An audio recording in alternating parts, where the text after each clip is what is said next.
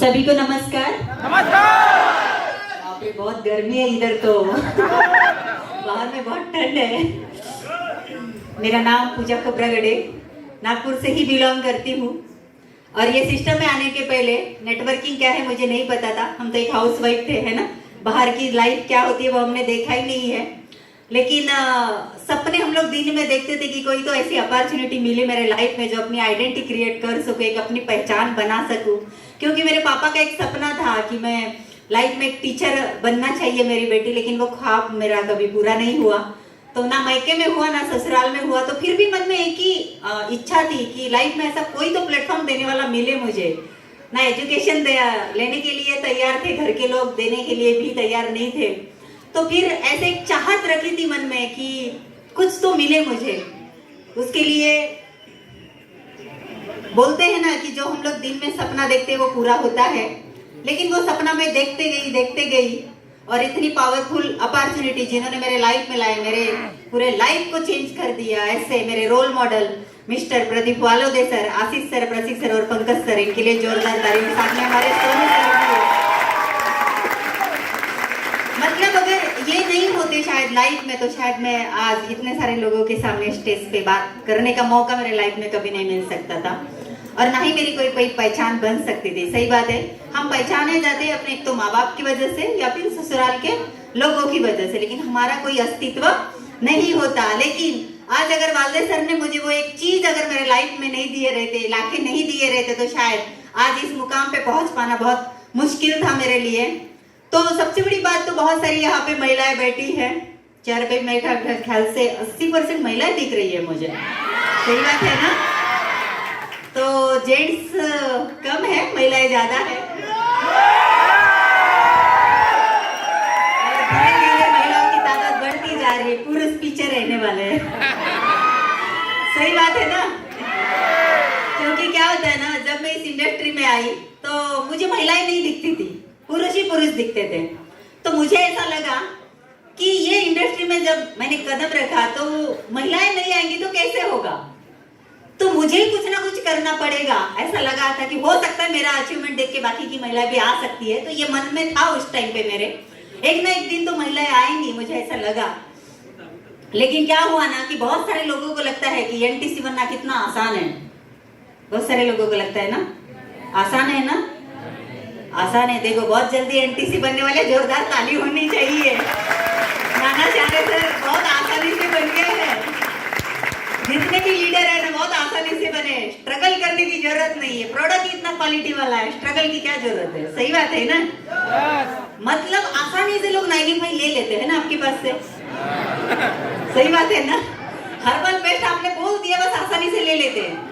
मतलब आसान बिजनेस है हमारा। सही बात है ना। नहीं है, बहुत हार्ड है। लेकिन मैं मेरा एक थोड़ा जर्नी बताना चाहूंगी कि आसान कैसे नहीं है। आसान भी है, बिजनेस करना आसान है। जब मैं इस इंडस्ट्री में आई, एक्चुअली बाहर की दुनिया क्या है मुझे नहीं पता। पैसा हमने बहुत देखे लाइफ में, तो पैसे के लिए मैं माई लाइफस्टाइल में वैसे भी आई नहीं थी।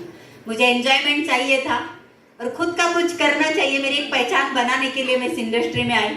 ऑलरेडी जब मेरे घर में प्रदीप वालोदे सर जब आए तो उस कंडीशन में आए कि उनके पैरों की जो चप्पल थी, जो टूटी फूटी चप्पल से वो आए थे। उनकी जो साइकिल का जो हैंडल था ना वो भी टेढ़ा था। उनके पैरों पे मतलब जो चप्पल थी वो भी आप देख नहीं सकते थे, छेद पड़े हुए थे। और जो शरीर पे कपड़े थे ना वो फटे थे। आप सोचो उस कंडीशन में वो उन्होंने जब मुझे हर्बल पेस्ट दिया, मतलब मेरे हस्बैंड के पास में दिया, वो डॉक्टर है, मैं बाहर गई थी। तो उस टाइम पे दांतों का तकलीफ चल रहा था, बहुत पेन किलर की गोलियां खा रही थी, 1 महीने से खा रही थी। बोली चलो ये भी कोई इंसान ने दिया है तो ये भी यूज करके देखा जाए, इतने तो महंगे पेस्ट ला ही रहे घर में। तो ऐसे करके उन्होंने वो चीज मुझे दिए थे। मेरे हस्बैंड ने बोला कि कोई आया था भिखारी, ऐसे करके एक शब्द उनके मुंह से निकला उस मतलब वालदे सर के लिए। उस टाइम पे तो पर्सन थे हमारे लिए। तो ऐसे करके उन्होंने वो चीजें एक बार यूज करके देखो। तो वो यूज करने के बाद में मुझे काफी उसका अच्छा रिजल्ट मिला। और फिर मैं पूछने लगी मेरे हस्बैंड को कि ये चीज जिन्होंने भी लाके थे मुझे एक बार उनसे मिलना है। तो बोले वो तो मोबाइल नंबर नहीं देके गए। मैं बोली आपने क्या किया फिर। तो मुझे बोली वो पर्सन कब आएंगे, अभी मुझे तो मिलना है। लेकिन क्या हुआ, वो 15वें 16वें दिन हमारे घर में आए। घर में आने के बाद में फिर मैंने उनको पूछा कि आपके पास का प्रोडक्ट बहुत ही क्वालिटी वाला है। लेकिन उनकी कभी हिम्मत नहीं हुई, क्योंकि क्या होता है ना, उनको बड़ा घर दिख रहा था हमारा, तो हिम्मत नहीं कर पा रहे थे कि मैडम हमारे साथ बिजनेस करो या फिर ऐसी कोई बात नहीं की उन्होंने। सिर्फ मैंने उनको पूछा कि मतलब आपके पास और क्या चीज है, तो फिर उन्होंने मेरे बेटे के लिए न्यूट्रीलाइफ वगैरह सब कुछ दिया। फिर उस टाइम पे क्या हुआ ना, ऐसे करते करते एक तो हमारे घर में कोई आ नहीं सकता था, वाले सर कैसे है मुझे नहीं पता, तो आज भी मैं हैरान हूँ कि मेरे घर में कोई एंट्री कर नहीं सकता था, वाले सर ने कैसे एंट्री की है। मतलब वाले सर कहीं पे भी जा सकते हैं, ये तो तय है, सही बात है ना। तो इस इंडस्ट्री में आने के लिए उन्होंने मुझे कभी जबरदस्ती नहीं की है। सबसे बड़ी बात तो उस प्रोडक्ट की क्वालिटी देख के फिर मैंने क्या किया, क्वालिटी मुझे अच्छी लगी तो मैं अपने सहेली को देने का मैंने काम किया, लेकिन चोरी छुपे। मतलब मेरे घर में तो परमिशन थी नहीं, क्योंकि मैं चोरी छुपे ही काम करती थी प्रोडक्ट देने का। किसी को पता भी नहीं था, 1 साल तक पता ही नहीं चला घर में, क्योंकि हस्बैंड सुबह निकल जाते थे, शाम को 7 बजे आते थे, उतने टाइम में मैं अपना फील्ड करके घर में पहुंच जाती थी। तो ऐसा करके मैंने काम की शुरुआत की, किसी को मतलब शक भी नहीं हुआ कि मैं क्या दे रही हूँ, क्योंकि प्रोडक्ट बेचना है ना, हमारी इज्जत चली जाती है। ऐसे कितने लोगों को लगता है? सभी को लगता है भाई, क्योंकि सबकी इज्जत बहुत प्यारी है ना। पैसा जेब में नहीं रहेगा तो चलेगा, लेकिन इज्जत नहीं जानी चाहिए हमारी, बराबर है ना सर? स्वामी सर, पैसा जेब में नहीं रहेगा तो भी चलेगा, लेकिन हमारी इज्जत बहुत प्यारी है। चाहे हम अगर किसी को सामान बेचेंगे ना तो हमारी इज्जत चली जाएगी, ऐसा ही लगता है ना। सभी यहाँ पे यंगस्टर लड़के बैठे, तो आपके भी माँ बाप यही बोलते होंगे ना, सही बात है। तो उस टाइम पे क्या हुआ ना, हमारा एक गोवा टूर लगा था, तो उस टाइम पे मुझे गोवा का मतलब वाले सर ने बोले, उनको ये लग रहा था कि हमने गोवा देखा होगा, लेकिन क्या मेरी जो देवरानी जेठानी है ना, तो वो हनीमून के लिए गोवा गए थे, वो फ्लाइट से गए थे उस टाइम पे। तो मुझे गोवा मेरे मन में ना बहुत मतलब ये हुआ था कि वो जब भी वहां से आई ना तो मुझे बहुत बता रही थी गोवा के बारे में। बोली तो आप तो बहुत लकी हो, बोले आपके हस्बैंड तो लेके गए, मेरे हस्बैंड तो लेके ही नहीं गए। तो उस टाइम से ना मुझे गोवा का बहुत भूत सवार हो गया था कि मुझे लाइफ में एक बार तो गोवा में जरूर जाऊंगी, लेकिन कैसे जाने वाली मुझे नहीं पता था, लेकिन एक बार तो फ्लाइट में जरूर बैठूंगी। तो उस टाइम पे आप यकीन नहीं करोगे, बालदेव सर ने मुझे बताया कि 50,000 की शॉपिंग उठाना है, फ्री में गोवा मिलता है, ऐसा करके उन्होंने मेरे को बताया। बोली ये तो बहुत अच्छी बात है, वैसे भी प्रोडक्ट मेरे घर में कैसे बालदेव सर लाके देते थे और मैं अपने सहेलियों को प्रमोट करती थी, दे देती, तो ऐसे ही प्रोडक्ट मेरा खत्म हो जाता और मैं बाहर निकल नहीं सकती थी। तो उस टाइम पे बालदेव सर ने फिर मुझे बोला कि आपको ऐसा ऐसा काम करना पड़ेगा, लेकिन आप गोवा आओगे नहीं आओगे वो नेक्स्ट पार्ट है, लेकिन आप गोवा अचीवर बन सकते हो।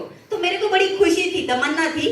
तो मैंने क्या किया, बोली पैसे कहाँ से लाएंगे, क्योंकि घर वाले तो देंगे नहीं, ये बड़ी मुसीबत थी।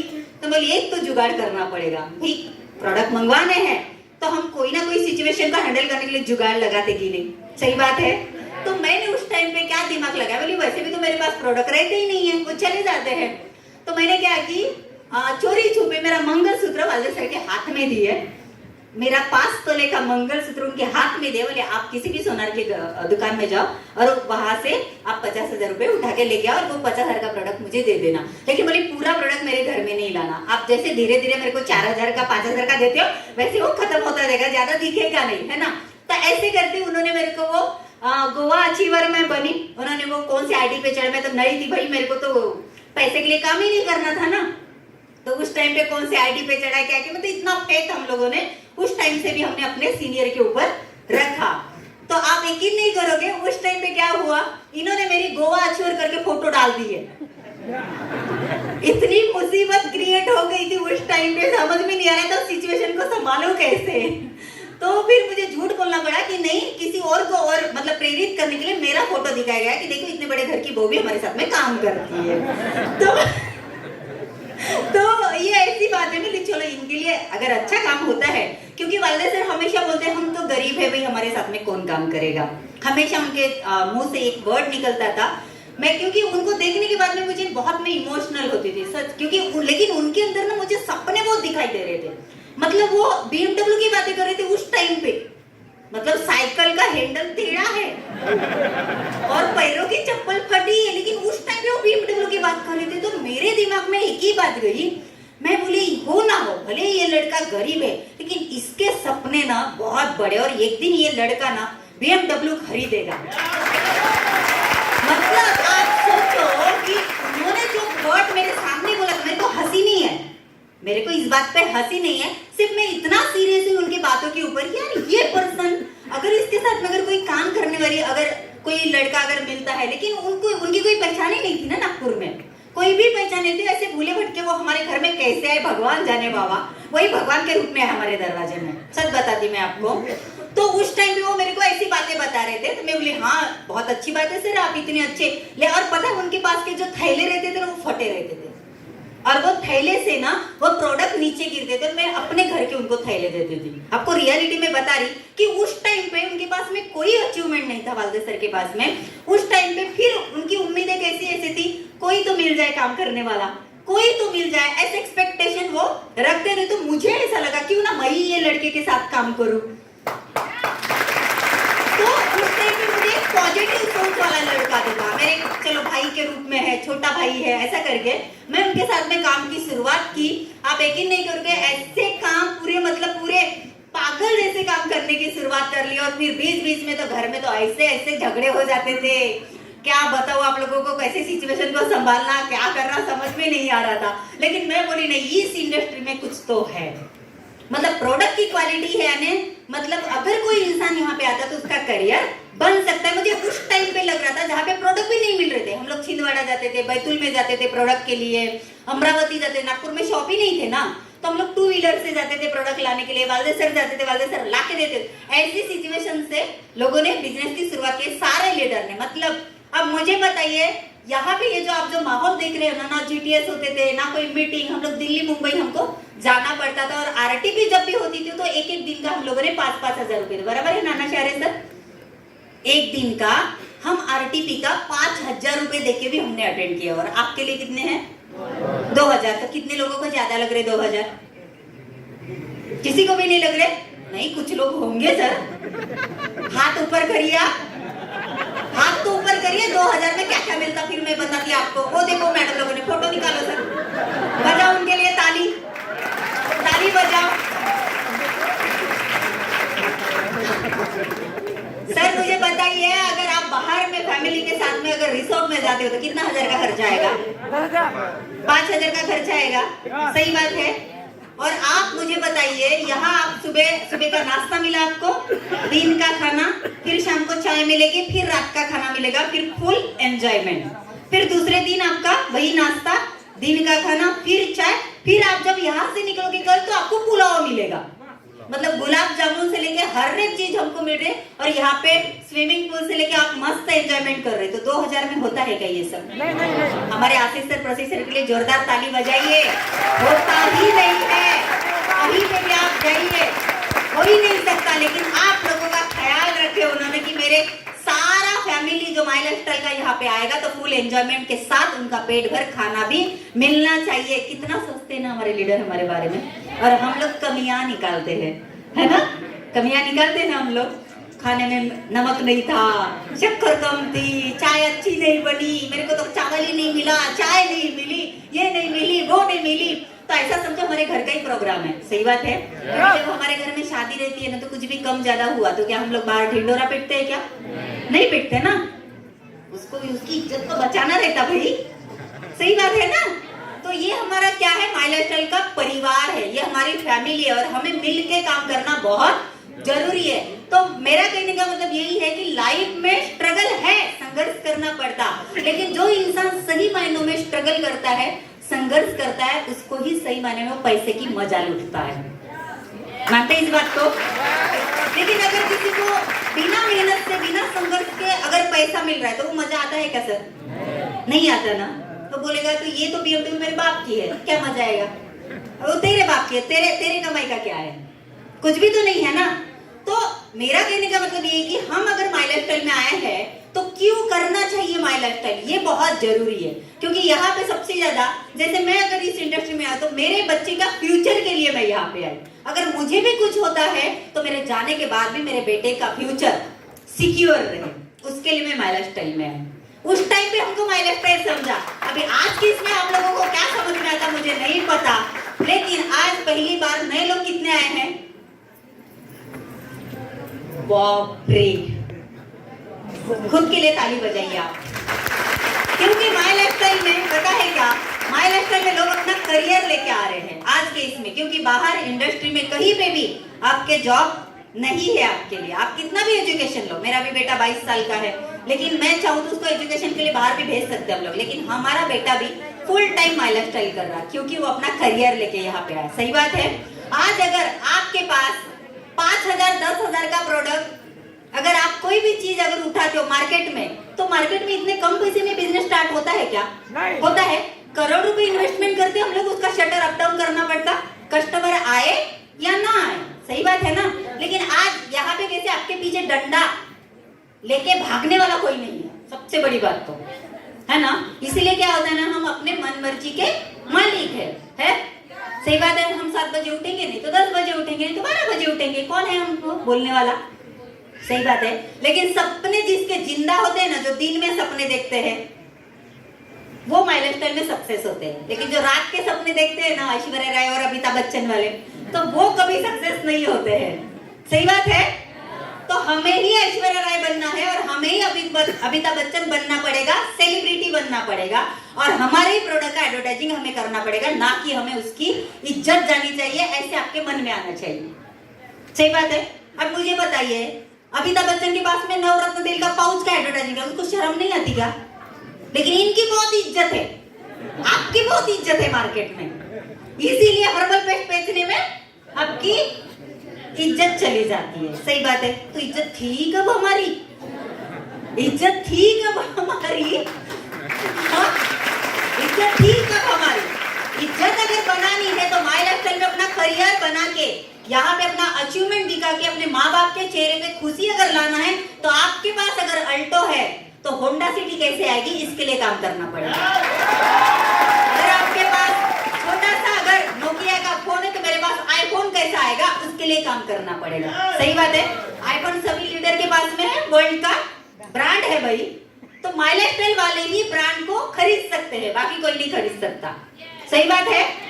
क्योंकि माई लाइफ स्टाइल में ही पैसा है। अगर आप अपने सपनों के लिए, अगर आपको जिंदा रहना है, अपने बच्चे के सपने के लिए अगर आपको यहाँ पे आप आए हो, तो आपको एक दिन आपके बच्चे ने ये बोलना चाहिए कि मेरे पापा ने या मेरे मम्मी ने बहुत सही डिसीजन लिया कि माई लाइफ स्टाइल को ज्वाइन किया। नहीं तो अगर आपने समय को अगर बर्बाद किया तो आपके बच्चे आपको गाली देंगे कि है मम्मी है पापा, आपने शायद, आपको भगवान ने सद्बुद्धि नहीं दिए थे, आपको माई लाइफ स्टाइल ज्वाइन नहीं करना चाहिए था।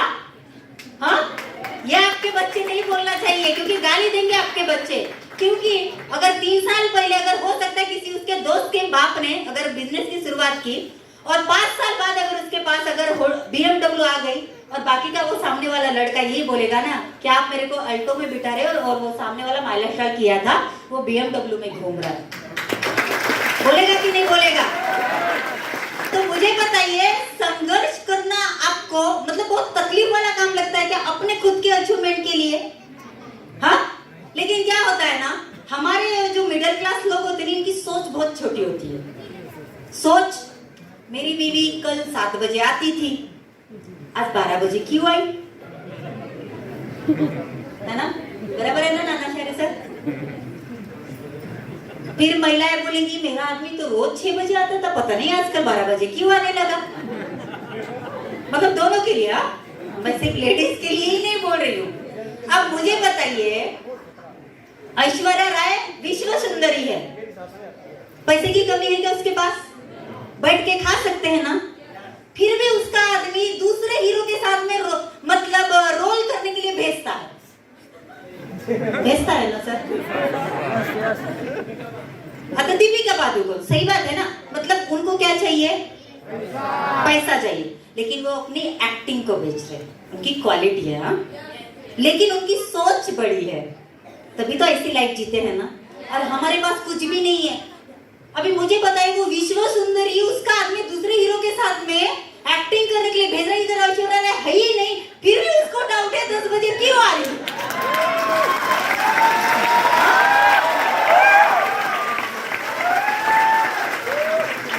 चेहरे पे 12 बजे हुए हैं, फिर भी हमारी सोच ऐसी है मिडिल क्लास लोगों की। तो क्या आप पैसा कमाओगे, क्या आगे बढ़ोगे आप लोग? कभी नहीं बढ़ सकते। क्योंकि अगर जो इंसान अगर गरीब है तो उसके सोच के कारण गरीब रहता हो, पता है? क्योंकि जब तक आपकी सोच बड़ी नहीं बनेगी, आप कभी पैसा नहीं कमा सकते। सही बात है ना? तो आपकी सोच बड़ी रखनी पड़ेगी, चाहे आपकी बेटी हो, आपका बेटा हो, आपकी वाइफ हो, आपकी बहन हो, आपका हस्बैंड हो, अगर आपकी सोच बड़ी है, आप फ्रीली अगर हस्बैंड वाइफ आप काम कर रहे हो तो आपकी दोनों की सोच बड़ी, क्योंकि माय लाइफस्टाइल में पता आपको पता है ना, रात के 3:30 बजे तक हमारे प्रोग्राम चलते हैं। रात के 3:30 4 बजे तक प्रोग्राम चलते हैं और लोग कितना फुल एंजॉयमेंट करते हैं। ऐसी लाइफ आप बाहर जी पाओगे? हाँ, रात के 3 बजे जाके तालियां बजाओ तो रोड पे, हाँ, क्या बोलेंगे लोग? ये तो पागल बोलेंगे, और पागल लोग ही इतिहास रचते हैं। तो हम इलेक्ट्रल वाले कौन है? पागल। तो हम रात के 4 बजे भी जगे रहेंगे, रात के 5 बजे भी जगे रहेंगे। सही बात है ना? क्योंकि क्या होता है ना, लाइफ बहुत खूबसूरत है, लेकिन लाइफ का मजा लेना हर किसी को नहीं आता। लाइफ एक ही बार मिलती है, जन्म एक बार होता है, गया हुआ इंसान दूसरी बार नहीं आता है। और आपको माय लाइफस्टाइल नसीब से मिला है ना, जिस गुरु ने आपको, हो सकता है जबरदस्ती से बुलाया हो सकता है आपके गुरु को आपने बोला होगा मेरे पैसे भरते होंगे तो मैं आरटीपी में आता हूँ या फिर आती हूँ। कितने लोग हैं ऐसे? हाथ ऊपर करो, हाथ ऊपर करो, जल्दी फास्ट। कितने लोगों ने अपने अपलाइन को बोला पैसे भरो? ईमानदारी से हाथ ऊपर करो। इतने सारे लोग हैं। शांत शांत शांत, स्टॉप। अच्छा मुझे बताओ, आपके अपलाइन ने आपके पैसे भरे, अच्छा सपने किसके हैं? बच्चे किसके हैं? हमारे।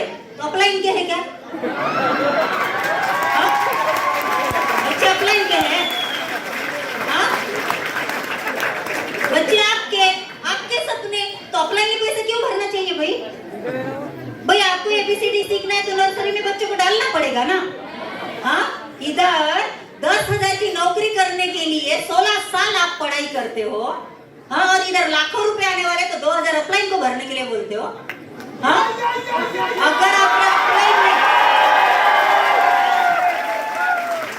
अगर आपके अपलाइन में पैसे भरे होंगे तो आज जाते वक्त कल आप उनको बोलना सॉरी सर, आज के बाद मैं आपको कभी भी पैसे के लिए बोलूंगी नहीं या फिर बोलूंगा नहीं, सॉरी सर मेरे से गलती हो गई, बोलोगे? तो आज के बाद बिजनेस किसका है? खुद का। मतलब पैसा आएगा अकाउंट में तो बोलोगे? अपलाइन के अकाउंट में ट्रांसफर करते गूगल पे, हाँ? बोलोगे क्या? नहीं ना।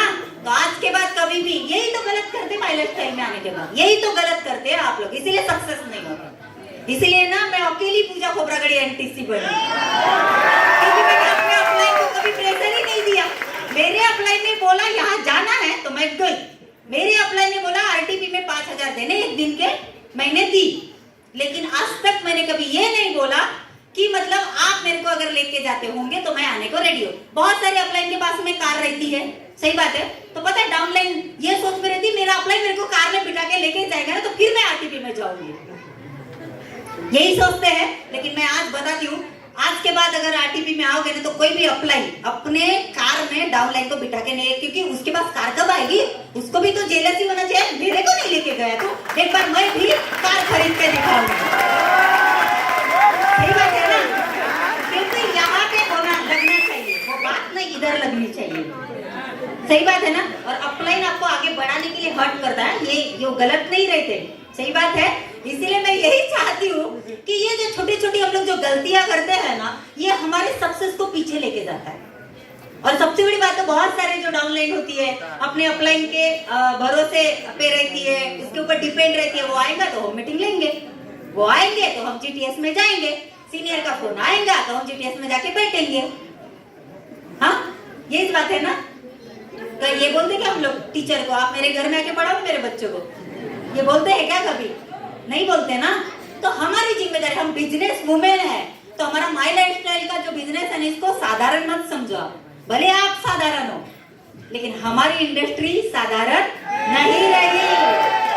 तो हम हमारे जो अंदर के सारे जो कारनामे जो हम लोग करते हैं, आपको पहले सबसे पहले तो खुद को अपडेट करना पड़ेगा, आपको डिसिप्लिन में रहना पड़ेगा, बोलने का तरीका, चलने का तरीका, दूसरों को रिस्पेक्ट देना ही हमारा सबसे बड़ा कर्तव्य है। क्योंकि माय लाइफस्टाइल अगर आपके लाइफ में आई है तो बहुत अच्छे कर्म करने के लिए आपको माय लाइफस्टाइल मिली है, सही बात है। तो मेरा एक ही कहना है कि इतना जैसे कोविड में बहुत सारे लोग चले गए, हम बचे हैं, तो हमने क्या करना चाहिए? अच्छे पुण्य के काम करना चाहिए, लोगों को रोजगार देने का हमको एक प्लेटफॉर्म मिला है। क्योंकि इतनी खूबसूरत लाइफ को जीना हर किसी के बस में बात नहीं, लेकिन जो माई लाइफस्टाइल में आता है सही में बहुत खूबसूरती से अपने लाइफ को जीता है। सही बात है ना? ये लाइफ उसको बाहर की दुनिया में नहीं मिलती है। भले ही आप 20,000 पेमेंट कमाते होंगे, 1 लाख कमाते होंगे, लेकिन बाहर का बॉस, आप सुबह निकल जाते हो तो शर्टिंग वर्टिंग सब होता है, जब वहां से आते हो तो आपकी शर्टिंग वर्टिंग सब किधर जाती पता ही नहीं चलता। होता है ना ये? सही बात है। तो लाइफ में अच्छे कर्म करना ये इंसान का फर्ज है। मैं आपको एक स्टोरी बताना चाहती हूँ। टाइम हो रहा है क्या? नहीं आगे बढ़ो